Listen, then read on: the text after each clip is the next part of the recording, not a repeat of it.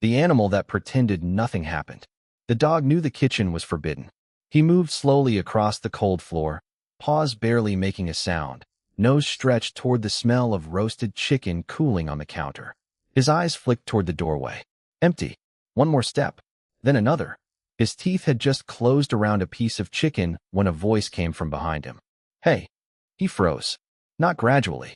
Completely. The piece of chicken hung from his mouth as his ears dropped, and his body seemed to shrink beneath the weight of that single word. He looked at the floor, then toward the wall, anywhere except the person standing behind him. And then he walked away. No protest. No explanation. Just a quiet retreat, as if the entire incident could somehow disappear if he refused to acknowledge it. We have all seen something like this. A dog turns its head after stealing food.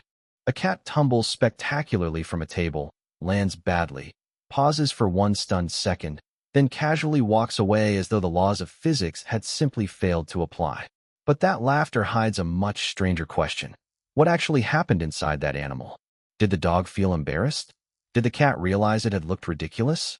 Did either animal understand that someone was watching and care about what that person might think?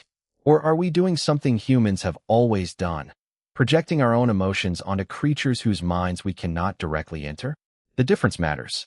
Because if embarrassment is more than a lowered head and an averted gaze, if it requires knowing that other minds are judging us, then the answer could tell us something profound about animal consciousness.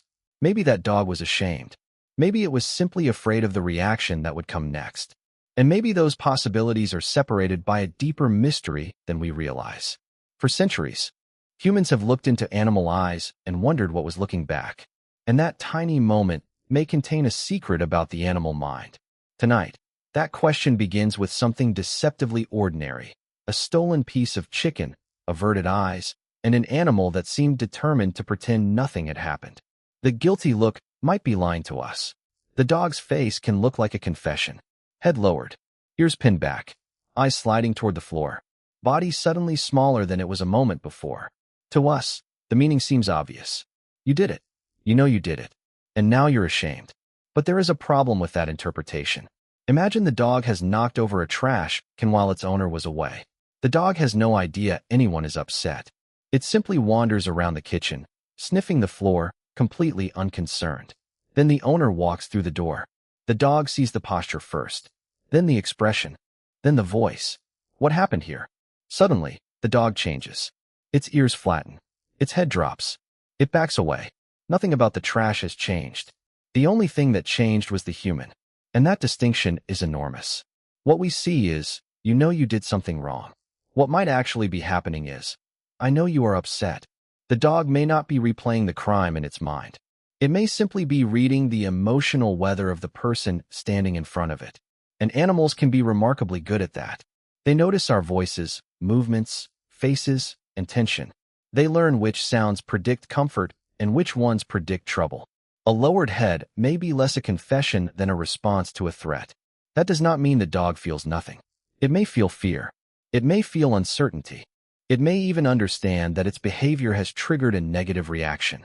But embarrassment is different. Embarrassment requires something more complicated: an awareness of yourself, an awareness of another person watching you, and some understanding that your behavior has changed how you are perceived. That is a very different mental journey from simply recognizing that someone is angry. And suddenly, the guilty look becomes a mystery. Because if an animal can respond perfectly to our judgment without understanding why we are judging it, then what would it actually take for that animal to feel embarrassed? What if embarrassment is not simply a feeling, but a conversation happening inside the mind? Picture a man walking through a crowded restaurant. He turns too quickly, catches his foot on a chair, and crashes onto the floor. For a second, the room seems to stop. He knows people are looking. He imagines what they saw. He wonders whether someone is laughing, whether he looks foolish, whether he can somehow recover his dignity. Now change the scene. The same man trips in an empty room. He may curse or hurt himself, but something important is missing. There is no audience. That difference is the key to understanding embarrassment.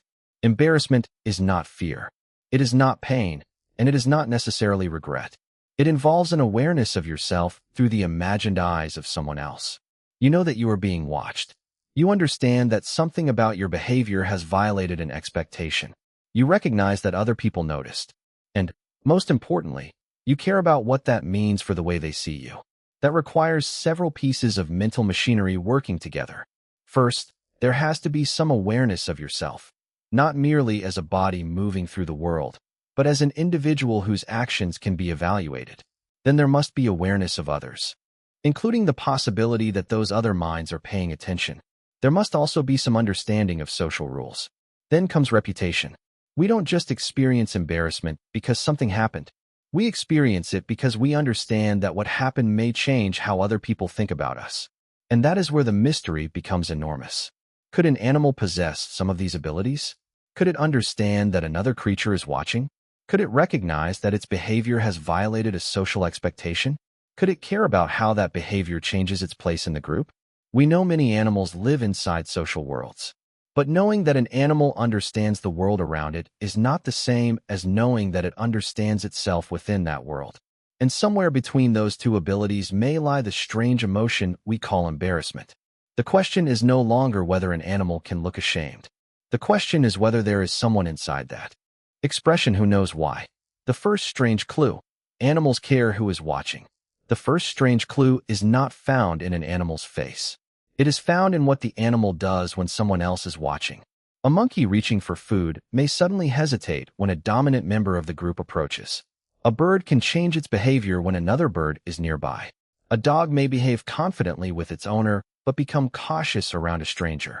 A monkey reaching for food may suddenly hesitate when a dominant member of the group approaches. A bird can change its behavior when another bird is nearby. A dog may behave confidently with its owner but become cautious around a stranger. These animals are not living in empty worlds. They are constantly surrounded by other minds, other bodies, other intentions. Every movement can carry information. A stare can be a warning. A sudden approach can mean danger. The presence of a stronger animal can change what is safe to attempt. These animals are not living in empty worlds. They are constantly surrounded by other minds, other bodies, other intentions. Every movement can carry information. A stare can be a warning. A sudden approach can mean danger. The presence of a stronger animal can change what is safe to attempt. The animal is treating the observer as relevant, as though that presence changes the meaning of what happens next. And that changes everything here. It is not merely responding to the physical environment. It is responding to who is present inside that environment. For creatures living in complex social groups, this ability can mean survival. Imagine making a mistake while alone. Perhaps nothing happens. Now imagine making the same mistake while a powerful rival is watching. The animal may retreat, change its behavior, wait for an opportunity, or approach the situation differently. That creates a tantalizing possibility. Perhaps the first building block of embarrassment is not embarrassment itself. Perhaps it is simply knowing that someone is watching.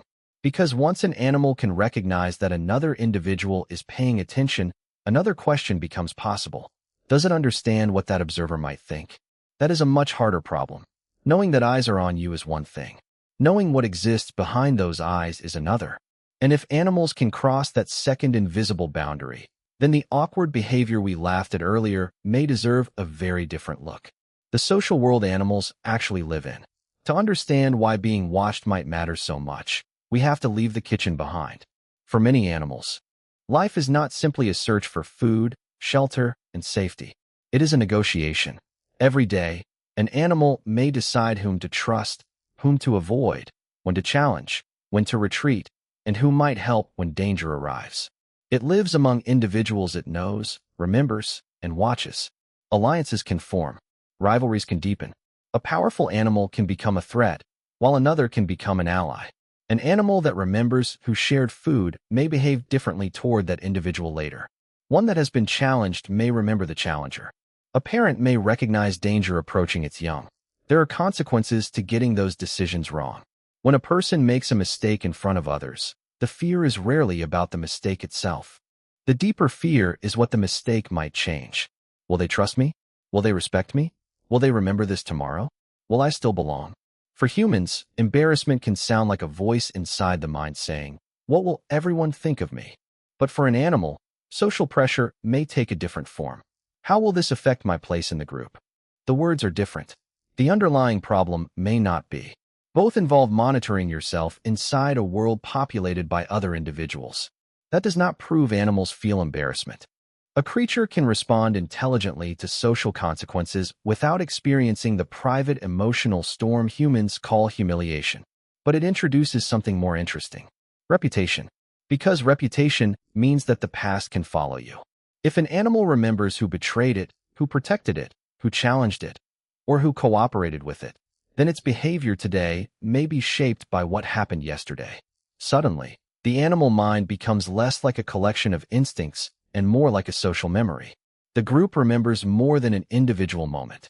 It remembers patterns, alliances, betrayals, and changes in status.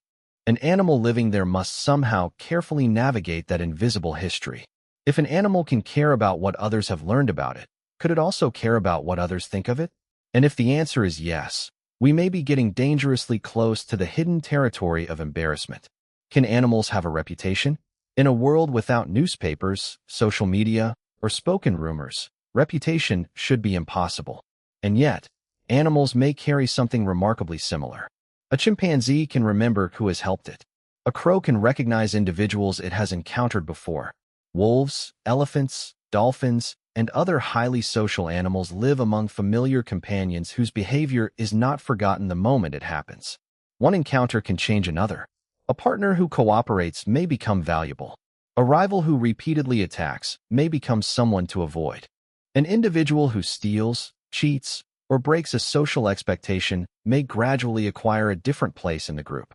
The past follows them. That matters because reputation is more than memory. Memory says, "This happened before." Reputation says, "Because this happened before, I expect something from you now." That is a subtle difference. It suggests that animals may not simply react to what is happening in front of them. They may use information about the past to predict what another individual will do next. And perhaps the same thing happens in reverse. Perhaps an animal's own history influences how others respond to it. If so, surviving inside a social group means constantly managing relationships. That begins to resemble something we understand very well. Social self-monitoring. An animal doesn't necessarily need to sit alone and wonder whether everyone respects it. It may simply learn, through experience, that certain behaviors lead to acceptance while others lead to rejection, aggression, or lost opportunities. But this is where we have to be careful. Knowing that your behavior has consequences is not the same as feeling ashamed of that behavior. A dog can learn that stealing food makes its owner angry without ever thinking, "I have damaged my reputation." A monkey can avoid a dominant rival without experiencing anything resembling human humiliation. The behavior may look emotionally complicated while the internal experience remains unknown. And yet, another possibility refuses to disappear. If social reputation affects survival, could evolution have created emotions that help animals manage it? Could something resembling embarrassment encourage a social animal to retreat after a mistake, reduce conflict, or repair a damaged relationship? We cannot simply assume the answer is yes. But now the question has changed. We are no longer asking whether an animal can look embarrassed. We are asking whether evolution may have given certain animals the psychological tools to care about how they are seen. And if those tools exist, the boundary between social pressure and self-conscious emotion becomes harder to see. The evolutionary reason animals might need embarrassment. Imagine an animal making a mistake in the middle of a social group. One wrong move, one challenge at the wrong moment, one act that violates a rule everyone seems to understand. What happens next could determine whether that animal is attacked, ignored, forgiven, or welcomed back. For humans, embarrassment can serve a purpose. It can make us pull back after a social mistake, signal that we understand we crossed a line, and encourage us to repair the damage. That uncomfortable feeling may be terrible, but socially, it can protect us. So why couldn't evolution have produced something similar in other social animals? A young primate that behaves recklessly might retreat when challenged. A subordinate animal might lower its body, avoid confrontation, and signal that it is not a threat. Another might approach cautiously after a conflict, using gestures to restore peace. From the outside, these behaviors can look painfully human. The animal seems to know it went too far. It seems to understand that others noticed. And that is where the mystery becomes dangerous. Because evolution does not need to build the same emotion twice. It can produce similar behavior through completely different mechanisms. A frightened animal may lower its head because submission prevents an attack. A dog may avoid eye contact because it has learned that staring predicts conflict. A primate may retreat because experience taught it that challenging a dominant individual has consequences. None of these behaviors requires the thought, "Everyone saw what I did." The result can look similar even when the minds behind it are completely different. That leaves us trapped between two possibilities. The first is extraordinary. Some animals may possess primitive forms of self-conscious emotion, shaped by social pressures similar to our own. The second is just as fascinating. Animals may navigate social life without experiencing anything like human embarrassment. And perhaps the truth lies somewhere between them. Maybe evolution did not create a single emotion called embarrassment.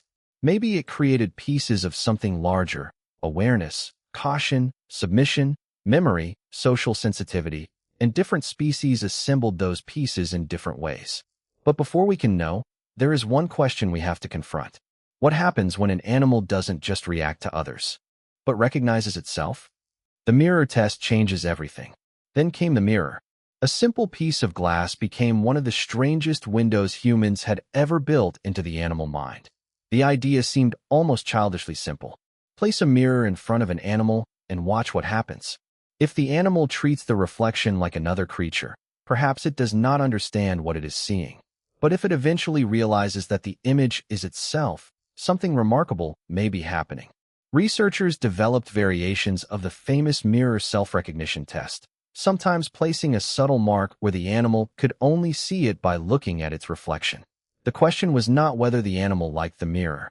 It was whether the animal seemed to understand that the body in the glass belonged to itself.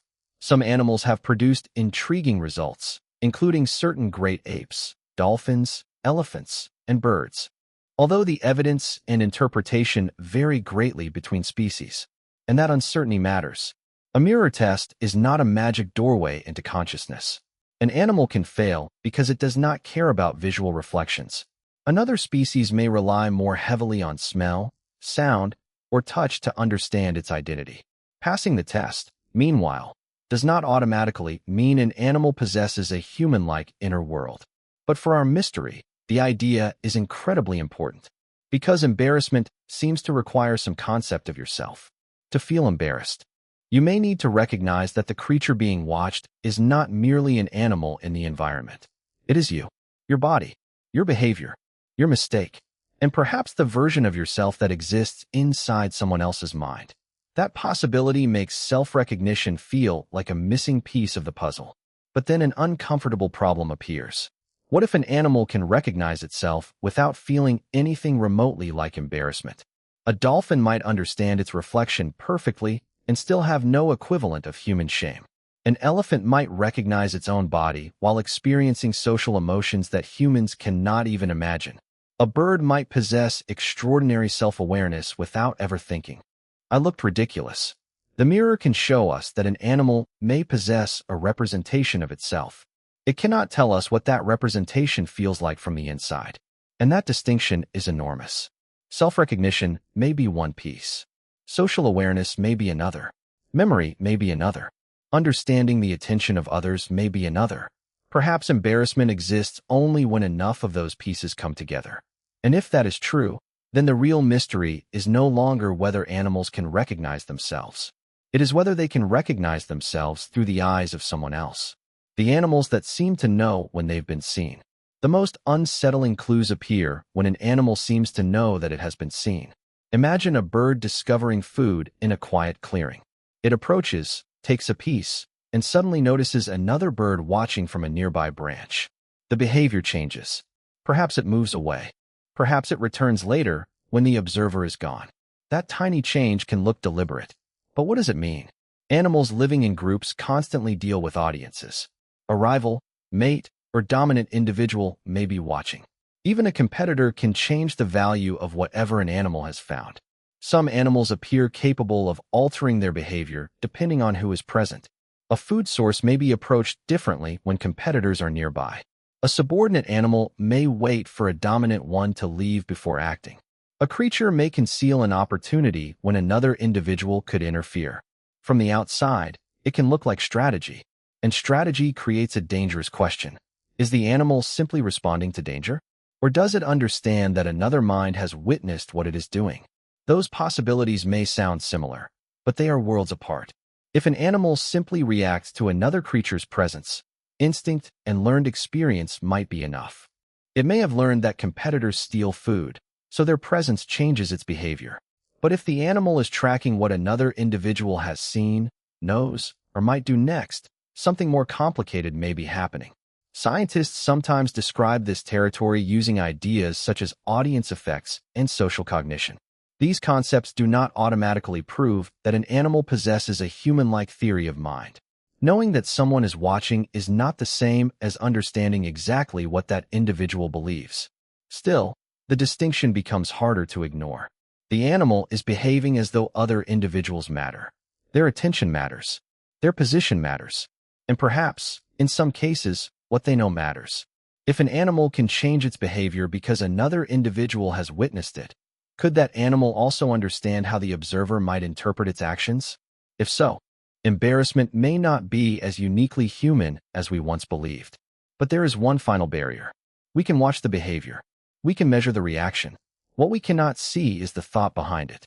The moment everything starts looking human. Now think back to the dog in the kitchen. Only this time, imagine the moment differently. The trash can lies on its side. Paper is scattered across the floor. The dog stands beside the mess, watching the doorway. When its owner appears, it slips behind the couch. Is that embarrassment or fear? The difference is impossible to see from the outside. Then imagine a primate making the wrong move inside its group. It approaches too aggressively, receives a warning from a more powerful member, and immediately retreats. Its body becomes smaller. Its gaze drops. It looks ashamed, but perhaps it is simply protecting itself. A bird makes a mistake while learning a complicated task. It pauses, repeats the movement, then changes its behavior. We might call the moment frustration. A cat launches itself toward a narrow ledge, misses completely, crashes onto the floor, and immediately walks away with exaggerated confidence. We laugh because we recognize something. Dignity. Awkwardness. That desperate human instinct to pretend nobody saw. But what happens when we strip away the stories we automatically place on these animals? Remove the human language. Remove the imagined thoughts. Remove the assumption that every familiar expression must contain a familiar emotion. What remains? Perhaps fear. Perhaps submission. Perhaps uncertainty. Perhaps frustration. Perhaps an animal simply anticipating what another individual will do next. And yet, another possibility remains. Maybe some animals really do experience forms of self-conscious emotion that resemble ours, but lack any way to tell us. That is the unsettling part. The same behavior can emerge from completely different inner experiences. A lowered head might mean shame or fear. A retreat might mean embarrassment or survival. A sudden change in behavior might reveal sophisticated social awareness or simply years of learning what happens next. We are standing outside the animal's mind, looking through a tiny window, and every time we think we understand what we are seeing, the glass becomes foggy again. The closer we get to the answer, the more complicated the question becomes. Because perhaps the greatest mistake would be assuming that an animal must either feel exactly what we feel or feel nothing at all. Maybe the truth exists somewhere between those two extremes. The problem no experiment can easily solve. There is one question science can ask about an animal that science may never be able to answer directly. What does it feel like to be that animal? Researchers can watch behavior. They can measure heart rates, hormones, brain activity, stress responses, and changes in movement. They can design experiments so carefully that a single reaction becomes a piece of evidence. But none of those measurements opens the door to the animal's private experience. A human can stumble into a crowded room, cover their face, and later say, "I was embarrassed." A dog cannot explain what happened inside its mind. That leaves scientists standing outside a locked door. They can listen for sounds coming from inside. They can study the shape of the keyhole. They can compare one room with another. But they cannot simply walk through. And this creates two dangerous mistakes. The first is anthropomorphism. We see a dog lower its head and decide it feels shame because that is what we would feel. We see a cat walk away after falling and imagine wounded pride. We turn unfamiliar behavior into familiar human emotion. But there is an opposite mistake. It is sometimes called anthropogenial, assuming that because animals are not human, their inner experiences must be fundamentally simple. That can be just as misleading. Animals have nervous systems shaped by millions of years of evolution. Many experience fear, pain, pleasure, attachment, stress, and social relationships. Some possess extraordinary memories and sophisticated communication. So why should we assume the boundary of emotion stops precisely where human language begins? Perhaps the dog is not embarrassed, but perhaps it experiences something that performs a similar emotional function without fitting neatly into our vocabulary. And that is where the mystery becomes almost impossible to escape. We may be underestimating animals when we assume they feel nothing like us. But we may also be misunderstanding them when we assume they feel exactly what we feel. The truth could be stranger than either possibility, because consciousness is not something we can photograph. It is something experienced from the inside. And every animal lives behind that invisible boundary. So after everything we have seen, the social behavior, the self-recognition, the audience awareness, the strange reactions to mistakes, one question remains. What if the answer was never supposed to be simply yes or no? The answer is stranger than yes or no. And now, after following all those clues, the answer becomes stranger than either possibility. Animals may not fit neatly into two categories, embarrassed or not embarrassed. The reality may be a spectrum. One animal may recognize individuals, but have little evidence of self-recognition. Another may understand social attention. Another may monitor its own behavior. Another may respond to social mistakes, remember relationships, and alter its actions depending on who is watching. And somewhere along that spectrum, the ingredients of a self-conscious emotion may begin to appear. Consider a highly social primate. It may understand complex relationships, recognize individuals, respond to status, remember past conflicts, and behave differently depending on who is watching. Now consider a dog. Its social world is different, but it can recognize familiar people, respond to human attention, read emotional signals, and modify its behavior according to experience. Then there are birds such as crows, whose social intelligence can be astonishing in its own right, and cats, whose minds remain far more mysterious than their owners sometimes assume. None of these animals has to experience embarrassment exactly as a human does. That is the crucial revelation. Evolution does not build emotions from a single master blueprint. It builds abilities, awareness, memory, social sensitivity, self-monitoring, prediction, attachment, fear, desire, and different species can combine those abilities in radically different ways. A human embarrassment might involve a complicated internal story. Everyone saw me. They think I look foolish. I wish I could disappear. An animal may possess only some pieces of that experience. It might recognize that others are watching without imagining their judgments. It might understand that a mistake has consequences without feeling ashamed. Or it might experience a social discomfort that is real and meaningful, but impossible to translate perfectly into any human word. Suddenly, the original question feels too small. Do animals feel embarrassment? Maybe that is not the question we should have started with. The better question is, how many pieces of embarrassment exist across the animal kingdom? And which animals possess them? Because once we stop demanding that every animal emotion look exactly like ours, the mystery becomes much larger. We are no longer searching for miniature humans hiding inside animal bodies. We are discovering minds shaped by different evolutionary histories, living in different social worlds, and potentially experiencing reality in ways we have barely begun to understand.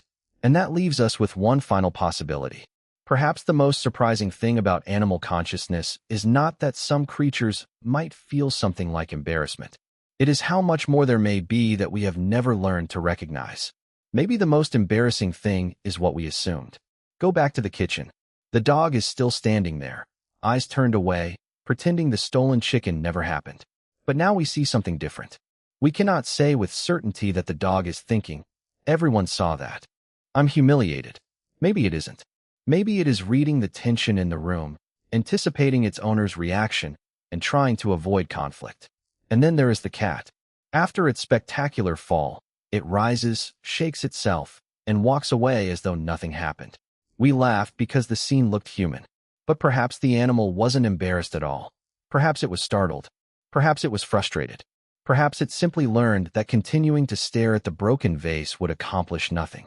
Yet, that does not make the moment meaningless. The animal may still be processing attention, remembering consequences, adjusting its behavior, protecting its position, or responding to an emotionally significant event. We just don't know exactly what that experience feels like from the inside. And strangely, that uncertainty makes the animal mind more fascinating, not less. We don't need to discover tiny humans hiding inside dogs, cats, birds, or primates. We don't need every animal emotion to fit neatly into a word created for ourselves. Maybe their minds contain experiences that exist outside the categories we have invented. Perhaps the animal world is filled with feelings we can only glimpse through behavior, like shadows moving behind a curtain. And maybe the most embarrassing assumption was ours all along, that if an animal doesn't feel exactly like us, then it must feel nothing at all.